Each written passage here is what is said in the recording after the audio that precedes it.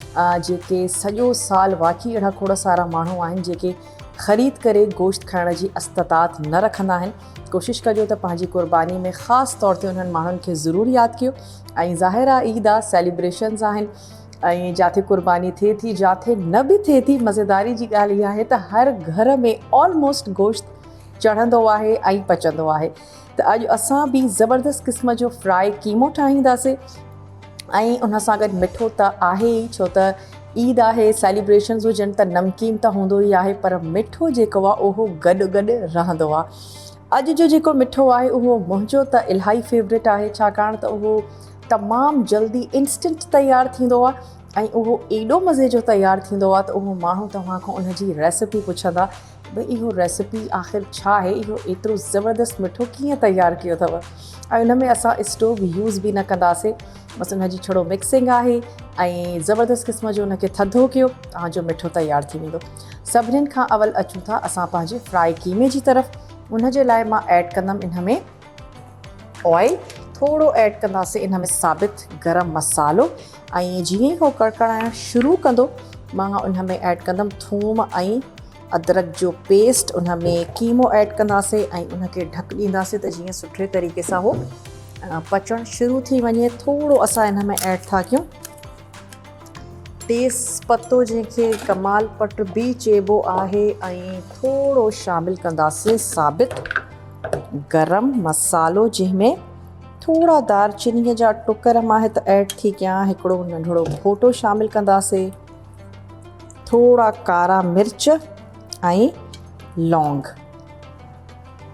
बसि 3-4 कारा मिर्च ऐड था कयूं। कुझु असां इन में शामिलु कंदासीं लौंग, थोरो मां इन में ऐड कंदमि ज़ीरो। अच्छा, जीअं इन जी हिकिड़ी सुठी ख़ुशबू अचणु शुरू थी वेंदी त इन में शामिलु कंदासीं थूम ऐं अदरक जो पेस्ट, गॾोगॾु ऐड थींदो। इन में कीमो शामिलु कंदासीं, थोरा मां इन में ऐड थी कयां ॻाढ़ा बसर,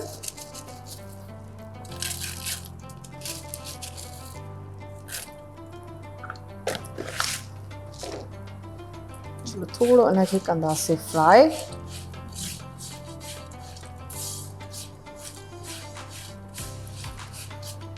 बाहि खे बि थोरो तेज़ था कयूं, ऑयल बि मां इन में थोरो ऐड थी कयां।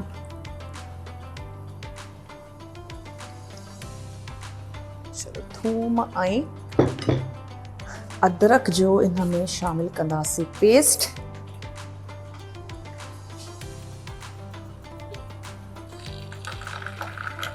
चलो जी 2 टीस्पून। थोरो इनखे बि कयूं था फ्राई। ऐं गर्मी इलाही आहे, ख़ासि तौर ते ख़्यालु रखो त पंहिंजे गोश्त खे जल्द अज़ जल्द ठिकाने हणो, उनखे वांडे छॾियो या फ्रीज़र में रखो।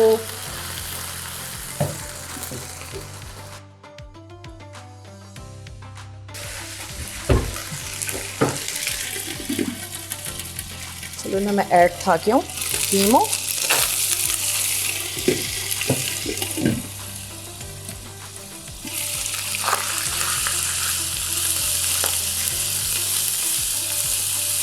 थोरो इनखे भुञंदासीं।